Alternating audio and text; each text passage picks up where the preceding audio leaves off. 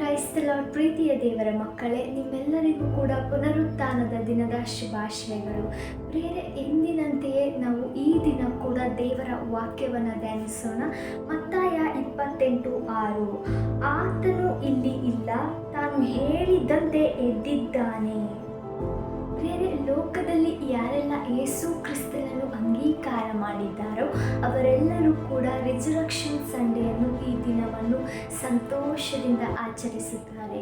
ಹೌದು ಪ್ರಿಯ ದೇವರ ಮಕ್ಕಳೇ, ಯೇಸು ಕ್ರಿಸ್ತನು ನಮಗೋಸ್ಕರ ಶಿಲುಬೆಯಲ್ಲಿ ಕೊಟ್ಟ ಜಯವನ್ನು ನಾವು ಅನುಭವಿಸುವ ದಿನ ಈ ಸಂತೋಷದ ದಿನವಾಗಿದೆ.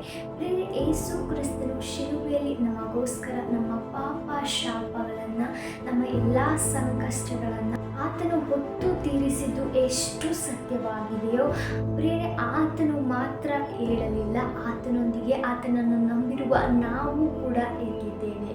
ಪ್ರಿಯರೇ, ಯೇಸು ಕ್ರಿಸ್ತನು ಶಿಲುಬೆಯಲ್ಲಿ ಸಮಾಧಿಯಿಂದ ಎದ್ದಿದ್ದು ಎಷ್ಟು ನಿಜವಾಗಿದೆಯೋ, ನಾವು ಕೂಡ ಆತನೊಂದಿಗೆ ಜೀವಿಸುವುದಕ್ಕೋಸ್ಕರ ಎದ್ದಿದ್ದೇವೆ. ಪ್ರಿಯರೇ, ಯೇಸು ಕ್ರಿಸ್ತನ ಪುನರುತ್ಥಾನವು ನಮಗೆ ಜಯದ ಸಂಕೇತವಾಗಿದೆ.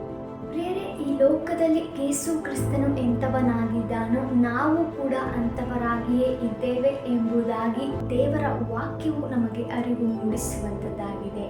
ಪ್ರಿಯರೇ, ಈ ಪುನರುತ್ಥಾನದ ದಿನದಲ್ಲಿ ನಾವು ಕ್ರಿಸ್ತನಲ್ಲಿ ಯಾರು ಮತ್ತು ಎಂಥವರಾಗಿದ್ದೇವೆ ಎಂಬುದನ್ನು ತಿಳಿಸುವಂಥದ್ದಾಗಿದೆ. ಯೇಸು ಕ್ರಿಸ್ತನು ಜೀವದಿಂದ ಎದ್ದನು, ನಾವು ಕೂಡ ಆತನೊಡನೆ ಎದ್ದಿದ್ದೇವೆ. ಯೇಸು ಕ್ರಿಸ್ತನು ಮರಣವನ್ನು ಜಯಿಸಿದನು, ನಾವು ಕೂಡ ಪಾಪದ ಪಾಲಿಗೆ ಸತ್ತು ನಿತ್ಯ ಜೀವವನ್ನು ಹೊಂದಿಕೊಂಡೆವು. ಪ್ರಿಯರೇ, ಯೇಸು ಕ್ರಿಸ್ತನು ತಂದೆಯಾದ ದೇವರ ಬಲಭಾಗದಲ್ಲಿ ಕೂತುಕೊಂಡನು, ಆತನೊಳಗೆ ನಾವು ಇರುವುದರಿಂದ ನಮ್ಮನ್ನು ಪರಲೋಕದಲ್ಲಿ ಕೂಡಿಸಿದನು. ಪ್ರಿಯರೇ, ಈ ಸತ್ಯವನ್ನು ನಾವು ತಿಳಿದುಕೊಳ್ಳುವಾಗ ಸೈತಾನನ ಎಲ್ಲ ಸುಳ್ಳುಗಳನ್ನು ಕೂಡ ಜಯಿಸಿ ನಾವು ಜಯದ ಜೀವಿತವನ್ನು ಜೀವಿಸಬಹುದು. God bless you. ಆಮೇನ್.